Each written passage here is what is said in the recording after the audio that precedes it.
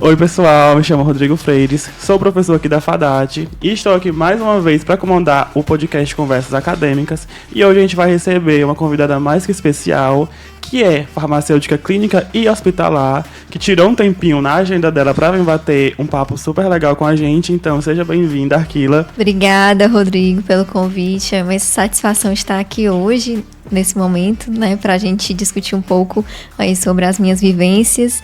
E estou muito feliz em estar aqui, muito honrada, obrigada pelo convite. Eu que estou feliz com a tua presença aqui.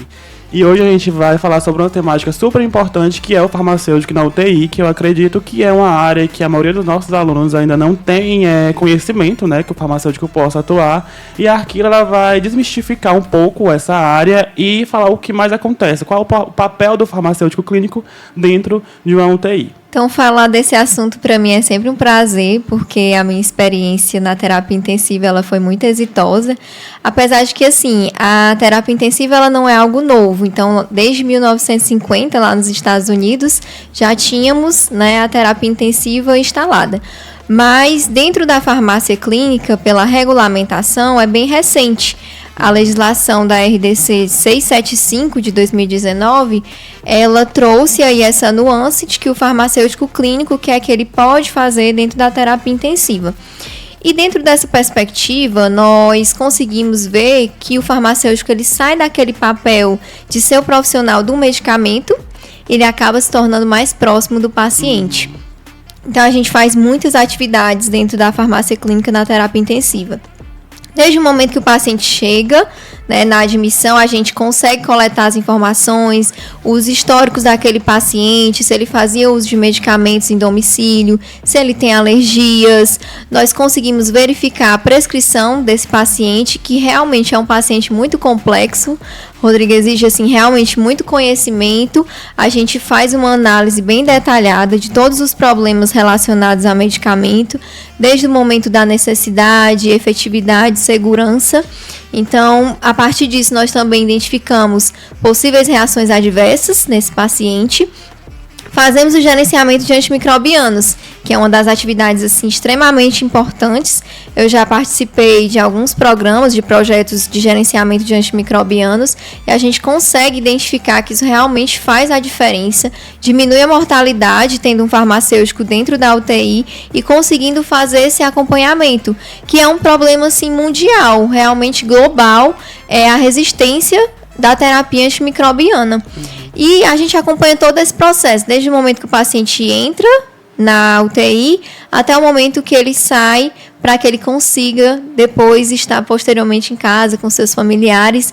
E a gente tem desfechos clínicos assim maravilhosos e atuamos muito na segurança do paciente. E Arquila, existe alguma diferença entre as atividades que o farmacêutico da UTI exerce e as outras áreas dos farmacêuticos hospitalares? Pronto, os perfis de pacientes dentro do ambiente hospitalar modificam. Isso vai direcionar quais são as atividades que têm uma maior relevância para aquele paciente. Não é que seja um paciente mais importante, mas ele sempre vai ser um paciente crítico. Então, a gente tem que realmente ter uma atenção maior. Se é um paciente, por exemplo, que está na clínica, ele vai lá para receber algum diagnóstico, fazer investigações clínicas. É um paciente que vai fazer uma cirurgia. Então, isso modifica totalmente. Se é um paciente que vai para a terapia intensiva, ele está precisando de cuidados intensivos, ele vai ser monitorizado, ele vai ter ali algumas disfunções orgânicas importantes, como disfunção renal, disfunção hepática, disfunção dos órgãos do coração, grandes órgãos, né, importantes, sistemas importantes, e a gente faz um acompanhamento mais detalhado desse paciente. A gente sabe que a UTI é um ambiente bastante crítico, né, cauteloso, de muito cuidado. Então, quais seriam os principais riscos relacionados à administração de medicamentos? Pronto. A gente faz essa análise da prescrição medicamentosa e, a partir disso, nós damos muita atenção às nefrotoxicidades, porque um paciente que está usando um antibiótico, ele pode, posteriormente, evoluir para uma hemodiálise. Então, a gente acompanha essa função renal desse paciente, a gente checa as interações medicamentosas, que no caso sempre vai existir, são interações inevitáveis, mas a gente dá uma atenção maior para aquelas que são de maior risco para o nosso paciente. A gente também observa as incompatibilidades medicamentosas, ajustes de dose, posologia desse paciente, acompanha de uma forma mais detalhada e também adequando ali com os protocolos clínicos, as diretrizes, direcionando a gente para um cuidado de uma forma mais segura. E hoje em dia, com a farmácia clínica, tem a possibilidade de personalizar a terapia medicamentosa de cada paciente, né? Como é que funciona a atuação do farmacêutico nessa perspectiva? É uma das grandes dificuldades que a gente tem, porque realmente exigem tecnologias e exames que atualmente eu nunca trabalhei, né, com esses exames mais detalhados que verifica lá o nível sérico daquele paciente e a gente consegue personalizar. Um dos exemplos bem comum da prática é a vancocinemia. Eu realmente tive uma experiência na residência multiprofissional e isso permitiu com que a gente fizesse ali a adequação daquele antibiótico de acordo com o nível sérico para aquele meu paciente. E essa dose é individualizada de acordo com o que a gente verificou, mas isso exige tecnologias, laboratórios mais específicos, então depende muito do local onde a gente se encontra para poder fazer esse tipo de atividade. De uma certa forma, a gente faz uma avaliação por sistemas. E isso é uma das atividades mais importantes do farmacêutico clínico. A gente faz uma análise céfalo-caudal. Então, eu observo o sistema nervoso central, todos os medicamentos que meu paciente está usando, hemato infeccioso, aparelho cardiovascular. E a partir disso a gente vai verificando as doses. Tem medicamentos que são dose dependente, concentração, a gente precisa verificar o peso desse paciente. Então tem todas essas atividades que estão interligadas. É uma função extremamente difícil, né? Ser farmacêutico clínico na UTI, né? Então eu acho que é uma área que a gente só tem a ganhar porque a gente tem domínio para falar sobre o medicamento, a gente sabe como o medicamento atua dentro do corpo humano, né? E Arquila, como é que você falaria pra gente sobre a importância desse monitoramento pelo farmacêutico? Você falou agora, eu me recordei de um artigo que saiu bem recente, ano passado, da Revista de Medicina Intensiva Americana. E lá eles enfatizaram 10 razões para ter um farmacêutico clínico na terapia intensiva. Eu achei isso incrível. Porque assim, nós conseguimos estar ali mais próximos do paciente, nós dominamos a farmacologia. Então, o farmacêutico, ele consegue ter um conhecimento diferenciado. E, sem dúvidas, para mim foi uma das experiências mais apaixonantes. Eu realmente sou suspeita para falar da terapia intensiva, porque eu acho que a gente consegue realmente contribuir muito na vida do paciente, a gente consegue ter dedicação, amor ao próximo, empatia, e desenvolve aí muitas formas de cuidado extremamente importantes. E quais são os desafios que o farmacêutico ele enfrenta dentro do ambiente, né, da UTI? Existe algum protocolo rígido a ser seguido? Como é que é feito? Vocês podem participar da estrutura desses protocolos? Como é que funciona? Sim, hoje a minha experiência é com o SUS. Então, um dos principais desafios que a gente tem dentro dessa realidade é a sobrecarga de trabalho. Se a gente for seguir pela legislação, a gente consegue identificar que lá eles falam que é um farmacêutico a cada 15 leitos. Então, seria realmente um sonho se eu conseguisse ficar ali com 15 pacientes para a gente fazer uma análise de qualidade, dar uma assistência melhor para esses pacientes. Então, isso é um dos desafios, porque a gente acaba que vai se adequando e tem que dar ali assistência para muitos pacientes. Isso é um dos desafios que a gente consegue encontrar.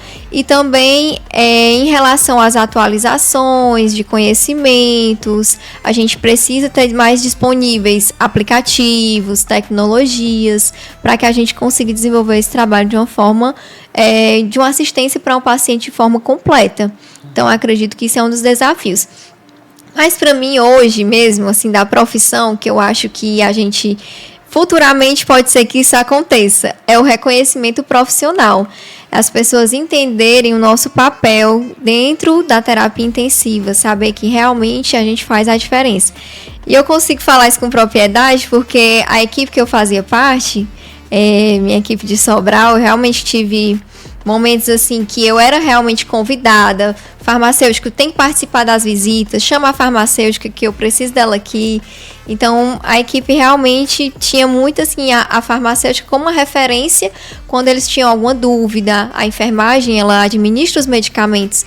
Então, para evitar erros de medicação, a gente tem que estar ali próximo deles, a gente tem que ter essa parceria. Você falou de 2 pontos muito importantes, que é o reconhecimento da profissão e o uso das tecnologias, né? E também no artigo que você citou, é muito bom ver que o farmacêutico é valorizado, né, na maioria dos países.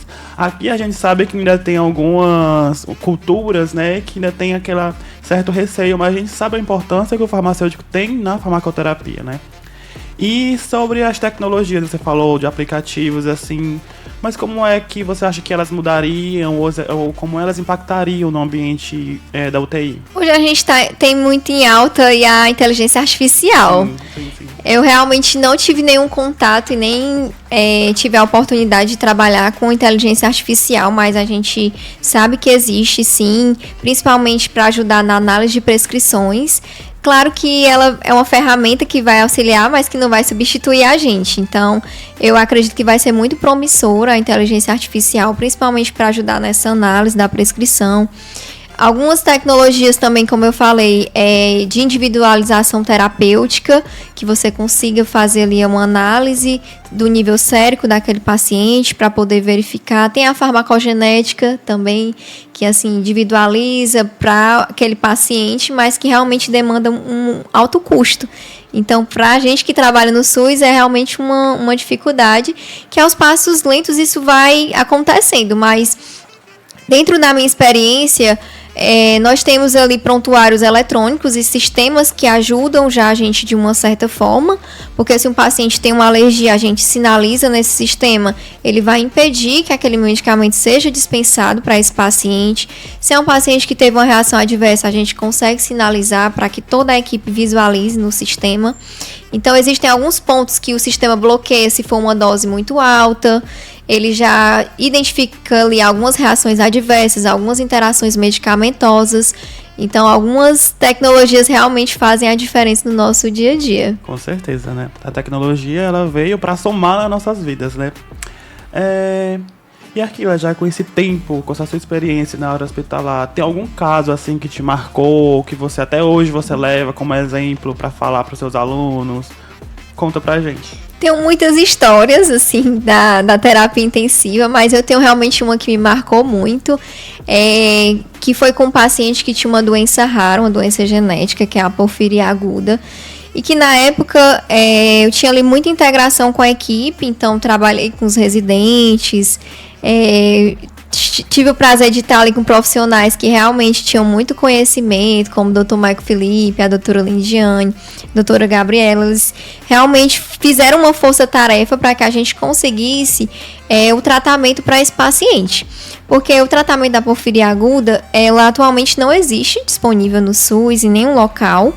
Então, a família teria que comprar e eles não tinham acesso. Uma ampola do medicamento era R$50 mil, tá?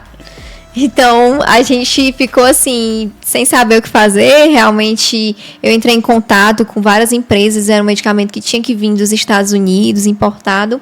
Então, nessa época, tinha um neurologista que ajudou a gente. E nós conseguimos um doador desse medicamento. A família entrou na justiça, através de ordem judicial, mas é um processo assim realmente muito demorado. E o paciente estava realmente grave. Então, nós conseguimos esse medicamento. Eu fiquei extremamente feliz, fiquei muito realizada com essa conquista. E, ao mesmo tempo, eu também fiquei muito tensa. Imagina ter ali 150 mil nas suas mãos.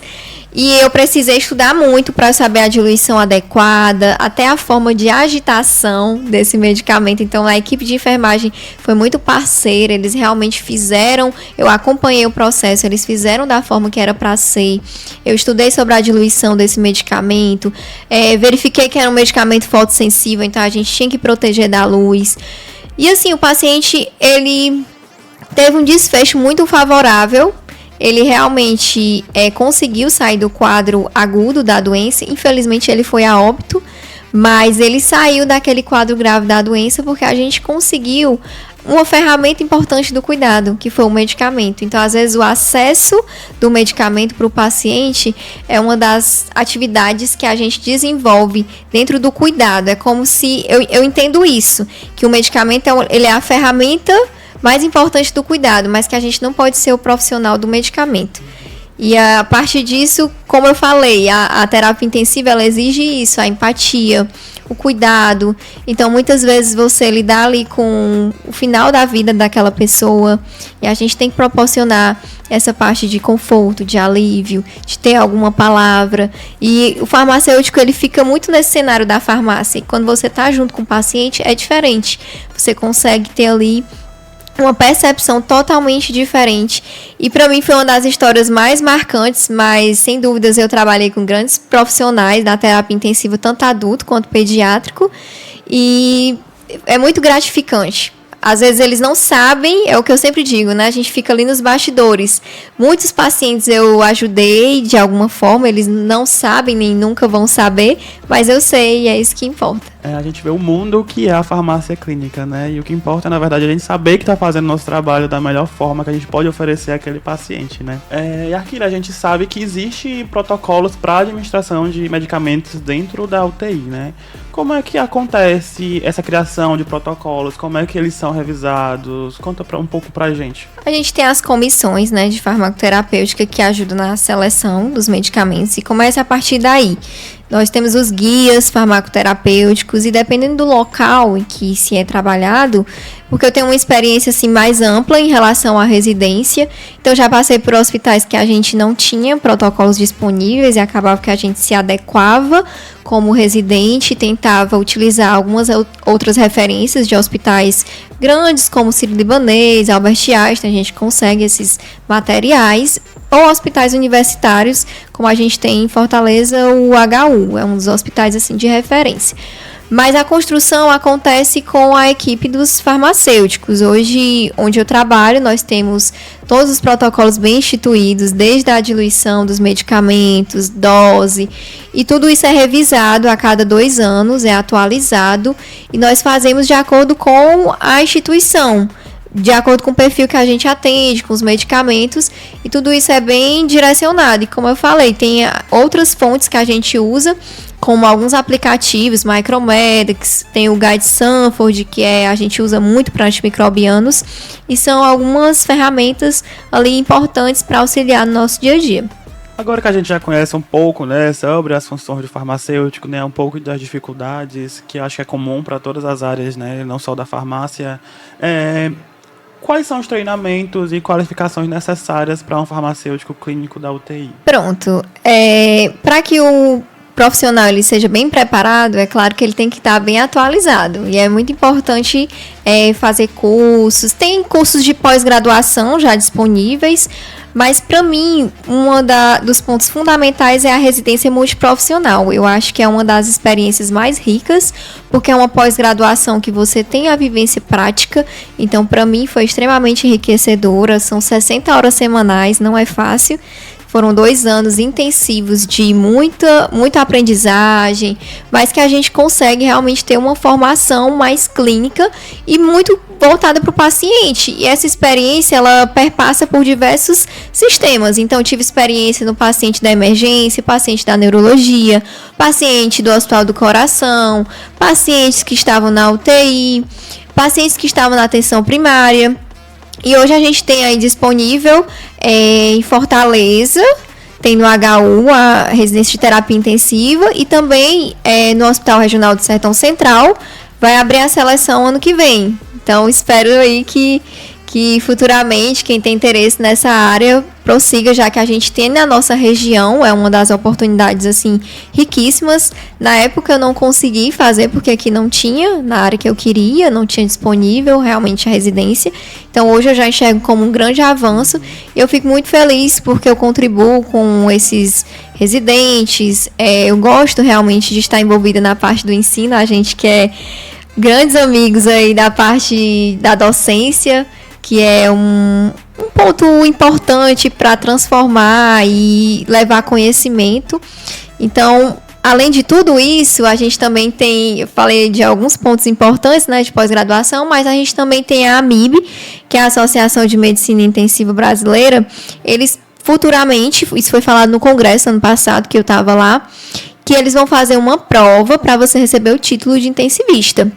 Então, acho que se você quer realmente seguir nessa área, essa prova vai te direcionar para que você tenha o título de intensivista.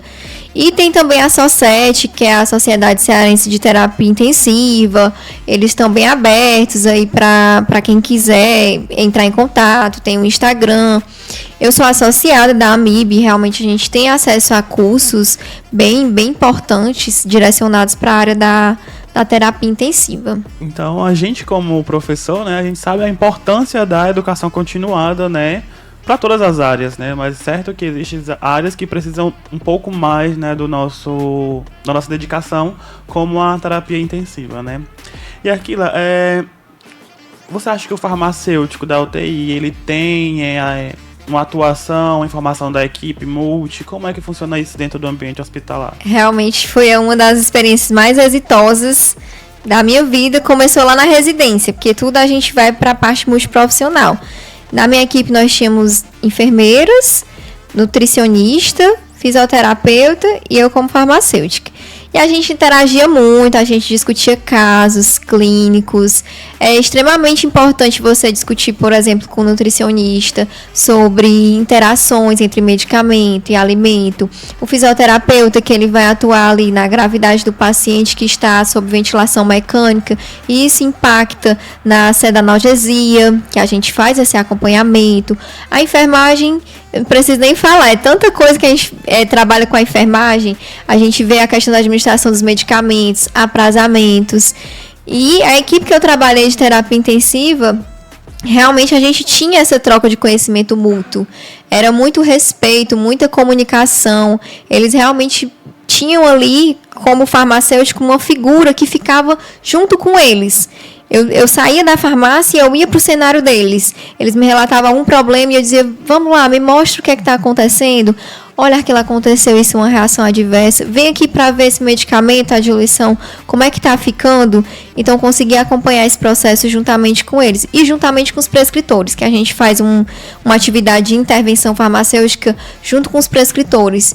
E aí isso exige muito da gente, porque primeiro você tem que ter conhecimento para você saber fazer uma abordagem com o prescritor. E você também precisa saber se comunicar, porque você vai estar ali confrontando uma pessoa e de uma certa forma você vai pedir para ele revisar alguma conduta, mudar a farmacoterapia do paciente. Ele precisa confiar em você. Principalmente assim, com antibióticos. Tinha muitos relatos, assim, muitas experiências que o prescritor me chamava, vamos discutir o caso desse paciente, e aí a gente realmente se sente ali um pouquinho da nossa importância, ver como é que a gente está sendo inserida dentro da equipe. E dentro das visitas multiprofissionais, dos rounds, eu sempre era convidada, sempre faziam questão que eu estivesse lá para que eu falasse a parte da farmácia. A farmácia tem alguma demanda, a farmácia quer contribuir com alguma coisa para esse paciente, a gente fazia isso beira-leito com esses pacientes e realmente é muito gratificante. Então, Aquila, dá para perceber, aqui eu noto, né, que você trabalha com o que você ama, né, e é muito gratificante quando a gente se encontra, né, na nossa área de atuação, e eu creio que você de casa, quem estiver assistindo também vai perceber isso nela. Então eu queria muito te agradecer por a sua disponibilidade de estar aqui com a gente hoje. Eu acredito que foi um papo muito bacana e novidade para quem vai acompanhar a gente, né? Então, Aquila, muito obrigado pelo convite. Espero te ter mais vezes aqui com a gente, viu? A nossa instituição está sempre aberta para ti. Volte quando sentir vontade. É só mandar uma mensagem que a gente vem aqui. Eu que agradeço e eu fico à disposição. Você sabe que pode contar comigo para o que precisar. E quero também agradecer esse momento. Realmente a gente consegue falar das experiências e trazer um pouco do que eu já vivenciei. Então, para mim é realmente muito gratificante. E dizer que qualquer coisa você já sabe que pode contar comigo, pode falar comigo. E obrigada.